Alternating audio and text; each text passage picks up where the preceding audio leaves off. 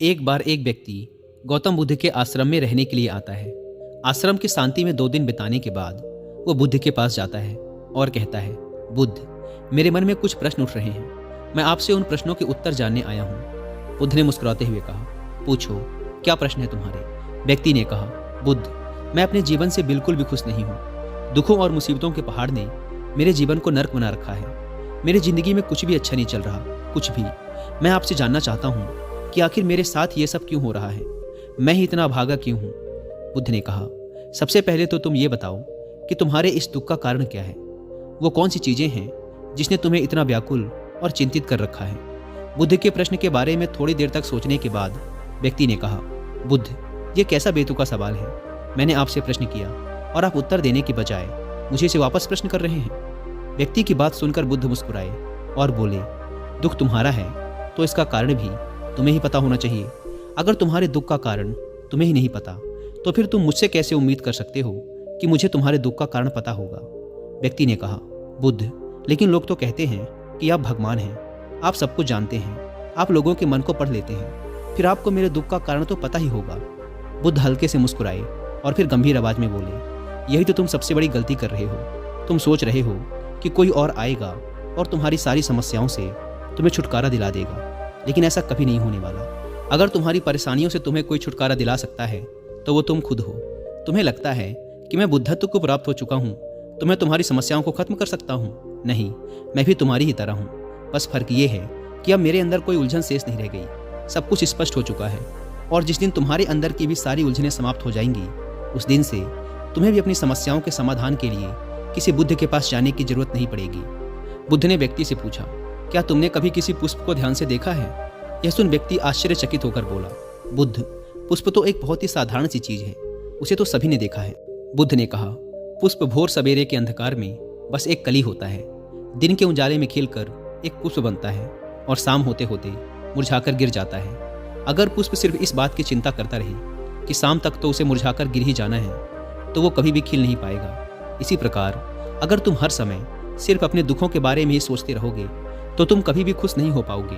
अगर तुम थोड़ा ध्यान से देखो तो तुम पाओगे कि अब भी तुम्हारे जीवन में ऐसी बहुत सी चीजें हैं जिनके लिए तुम अभी खुश हो सकते हो, जिनके बारे में सोचकर तुम मुस्कुरा सकते हो, अंदर से खुश हो सकते हो।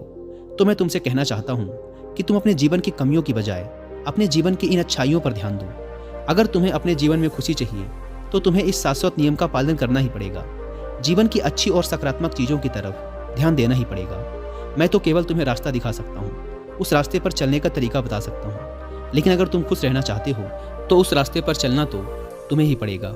बुद्ध के मुंह से ऐसी बातें सुनने के बाद वह व्यक्ति थोड़ी देर तक शांत बैठा रहा। फिर उसने कुछ सोचते हुए कहा, लेकिन बुद्ध, एक बात मेरे समझ में नहीं आ रही। क्या मेरे जीवन की सारी समस्याओं का समाधान एक ही बार में किया जा सकता है?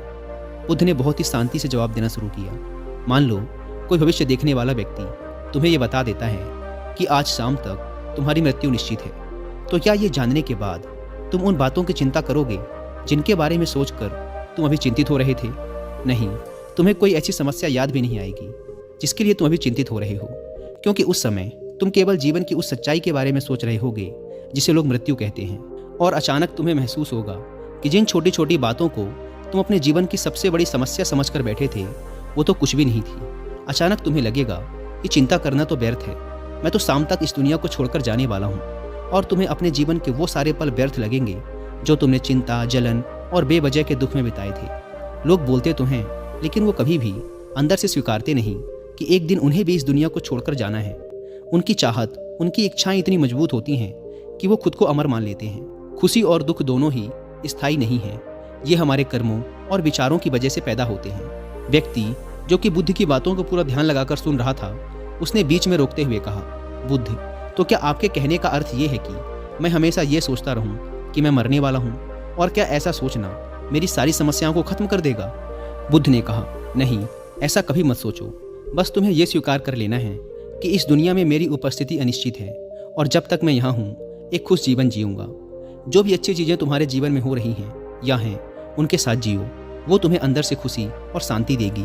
अपने दिमाग को सही करो और धीरे धीरे तुम्हारे अंदर की सारी उलझनें समाप्त हो जाएंगी। इंसान के जीवन के ज़्यादातर दुख और समस्याएं उसकी इच्छाओं की वजह से पैदा होते हैं। इसीलिए अपने मन को नियंत्रित करो। अगर तुम अपने दिमाग को एक बच्चे के दिमाग के जितना सुलझा कर रख सकते हो तो तुम्हें आंतरिक शांति का अनुभव होगा। व्यक्ति ने कहा, बुद्ध, आपने मन के नियंत्रण की बात की।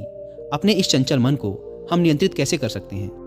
बुद्ध ने कहा, तुम्हें सबसे पहले खुशी और दुख के बीच के अंतर को समझना जरूरी है। तुम्हें पहले ये जानना होगा कि तुम्हारे लिए खुशी और दुख का क्या मतलब है। फिर उसके बाद अभ्यास के द्वारा तुम्हें अपने मन को ऐसे तैयार करना है कि ज़्यादा खुशी के मौके पर यह ना तो बहुत ज़्यादा खुश हो और ना ही दुख आने पर बहुत ज़्यादा दुखी। तुम्हें अपने आप को पूरी दृढ़ता के साथ मध्य में रखने का प्रयास करना है, जिसे मैं मध्यम मार्ग कहता हूँ। अगर तुम अपने जीवन में गहराई से झांको और यह पता करने की कोशिश करो कि तुम्हारे दुख क्या हैं और ये क्यों पैदा होते हैं, तो अंत में तुम्हें इसका एक ही जवाब मिलेगा कि तुम्हारे सारे दुखों का कारण तुम खुद हो।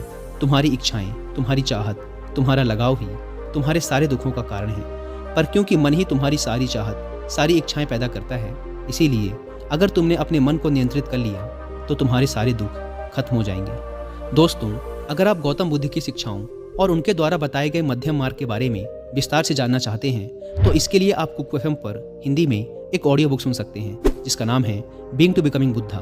इस ऑडियो बुक में गौतम बुद्ध की पूरी जीवन गाथा के साथ ही उनकी शिक्षाओं के बारे में भी विस्तार से बात की गई है। और कुक एफएम की बात करें तो यह इंडिया का लीडिंग ऑडियो शो प्लेटफॉर्म है जहां पर आप अपनी मनपसंद लैंग्वेज में 10,000 से भी ज़्यादा किताबों को ऑडियो फॉर्म में सुन सकते हैं। अभी कुक एफएम पर क्रिसमस ऑफर भी चल रहा है, इसीलिए आपको इसके 1 मंथ का सब्सक्रिप्शन 99 रुपीज़ की बजाय पड़ेगा सिर्फ 39 रुपीज़ का। अगर आप यूज़ करते हैं कूपन कोड सेंटा60, यानी आपको मिल रहा है सीधा 60% का डिस्काउंट। लेकिन यह ऑफर सिर्फ 25 दिसंबर तक ही वैलिड है। लेकिन वो लोग जो इस वीडियो को 25 दिसंबर के बाद देख रहे हैं उन्हें कुक एफएम के ईयरली सब्सक्रिप्शन पर मिलेगा 50% का डिस्काउंट अगर आप यूज़ करते हैं हमारा personal coupon code WI50। App को डाउनलोड करने की link description and first comment पर दी गई है। गौतम बुद्ध ने व्यक्ति से कहा, अगर तुम एक छोटा सा काम और कर सको तो तुम देखोगे कि तुम्हारे जीवन के सारे दुख हमेशा के लिए खत्म हो जाएंगे। बुद्ध के मुंह से ऐसी बात सुनने के बाद व्यक्ति ने उत्साहित होते हुए कहा, मुझे क्या करना होगा बुद्ध? बुद्ध ने कहा, अगले 2 दिनों तक तुम किसी से बात नहीं करोगे और 2 पेपर लेकर आश्रम की एकांत जगह पर बैठ जाओगे। वहाँ शांति से बैठकर तुम्हें सोचना है और पहले पेपर पर उन सारे दुखों के बारे में लिखना है जो तुम्हें परेशान कर रहे हैं, और साथ में ही तुम्हें उन सारे दुखों का कारण भी लिखना है। और दूसरे पेपर में तुम्हें उन सारी खुशियों के बारे में लिखना है जो तुम्हारे जीवन में भी हैं, और साथ ही तुम्हें इसका कारण भी लिखना है कि तुम्हें यह खुशी क्यों है। जल्दबाजी करने की कोई ज़रूरत नहीं है, तुम्हारे पास काफ़ी समय है, तुम आराम से सोच सकते हो। जाओ और जाकर आराम से बैठकर सोचो और लिखो। व्यक्ति ने बुद्ध को प्रणाम किया और जाकर आश्रम के एक कोने में बैठ गया। 2 दिनों बाद वह बुद्ध के पास वापस आया। उसके हाथ में काफ़ी सारे पेपर थे। बुद्ध ने उसे देखते ही कहा, सबसे पहले मुझे तुम्हारे दुखों वाले कागज़ को पढ़कर सुनाओ। व्यक्ति ने पेपर पढ़ना शुरू किया। पहला, मेरे परिवार में मेरे सारे भाई अमीर हैं, लेकिन मैं गरीब और कर्जदार हूँ क्योंकि मैं काम करने से डरता हूँ। मैं काम से ज़्यादा आराम करता हूँ और साथ ही मैं खुद की दूसरों के साथ तुलना भी करता रहता हूँ। व्यक्ति ने आगे पढ़ना शुरू किया। दूसरा, मेरे पड़ोसियों ने अपना बहुत सा धन बचत के रूप में रख रखा है, लेकिन मेरे पास बचत के नाम पर कुछ भी नहीं है। इसका सबसे पहला कारण यह है कि मैं बहुत ही कम काम करता हूँ, जिसकी वजह से मैं बहुत थोड़ा ही कमा पाता हूँ, लेकिन मैं खर्च बहुत ज़्यादा करता हूँ अपनी गलत संगति की वजह से, जिसका परिणाम ये है कि आज मेरे पास बचत के नाम पे कुछ भी नहीं है। तीसरा, मेरी पत्नी बहुत लंबे समय से बीमार है और इसकी इस बीमारी का कारण मैं खुद हूँ, क्योंकि अपनी लापरवाही की वजह से मैं उसे कभी भी किसी वैद्य के पास नहीं ले गया। मैंने उसे किस्मत के भरोसे छोड़ दिया। लेकिन सच्चाई तो ये है कि कहीं ना कहीं मेरे अंदर यह चाहत थी कि अगर मेरी पत्नी की इस बीमारी की वजह से मौत हो जाती है तो मैं किसी दूसरी सुंदर स्त्री से विवाह कर लूँगा। चौथा, मैं अपने मन में मुफ्त का धन पाने के बहुत से ख्याली पुलाव और योजनाएं बनाता रहता हूँ, लेकिन जब वह योजनाएं पूरी नहीं होती तो मैं दुख और चिंताओं के सागर में डूब जाता हूँ, और फिर मैं अपने इस दुख और चिंता से बाहर आने के लिए हर रोज़ मदिरा का सेवन करता हूँ, और अपनी इस आदत का जिम्मेदार भी मैं खुद ही हूँ। हालांकि मैं जानता हूँ कि मेरे पास हर रोज़ मदिरा का सेवन करने के लिए पर्याप्त धन नहीं है, लेकिन मैं फिर भी ऐसा करता हूँ। हालांकि मैं मदिरा और धूम्रपान के सेवन के बिना भी अपना दिन खुशी खुशी जी सकता हूँ, लेकिन मैं फिर भी ऐसा करने के लिए बहाने ढूंढता रहता हूँ। हे बुद्ध, ये चारों मेरे सबसे बड़े दुख हैं, और बहुत गहराई से सोचने के बाद मैंने पाया कि कहीं ना कहीं अपने इन चारों दुखों का कारण मेरे द्वारा किए गए कर्म और मेरे विचार ही हैं। यह सुनने के बाद बुद्ध मुस्कुराए और बोले, अच्छा, अब तो मुझे अपना खुशियों वाला कागज़ पढ़कर सुनाओ। इस बार व्यक्ति ने बहुत ही उत्साहित होकर पढ़ना शुरू किया।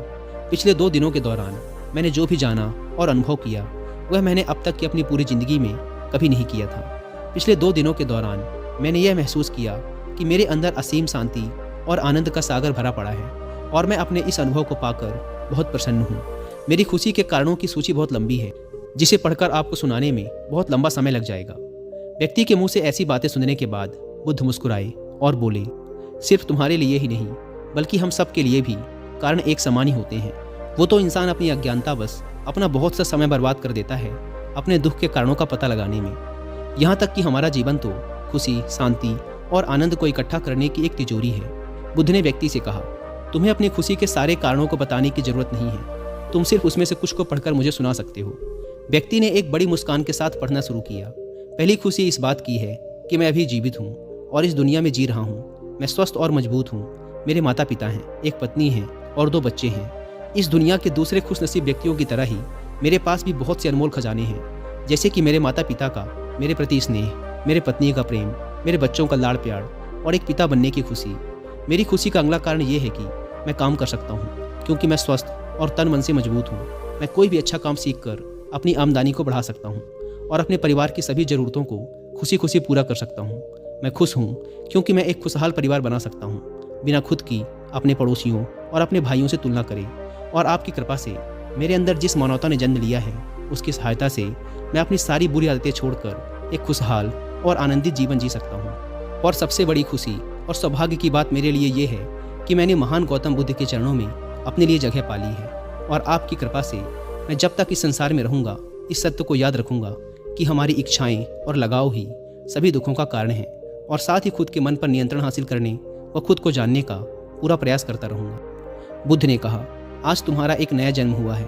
अब तुम अपने परिवार के पास वापस जाओ और स्थिर बुद्धि व आंतरिक शांति के साथ इस जीवन को जियो। और आज के बाद जब भी तुम्हारे जीवन में तुम्हारी परेशानियों से उपजा दुख तुम्हें घेरने की कोशिश करे, तो खुद से कहना कि जीवन बहुत छोटा है और मैं इस जीवन में अपनी चिंताओं और दुख का गुलाम बनने नहीं आया हूँ। शांति से बैठकर अपने उस दुख का कारण जानने की कोशिश करना और मिलते ही उसे नष्ट कर देना, और केवल तभी तुम अपनी आंतरिक शांति और कभी न खत्म होने वाले आनंद को प्राप्त कर सकते हो।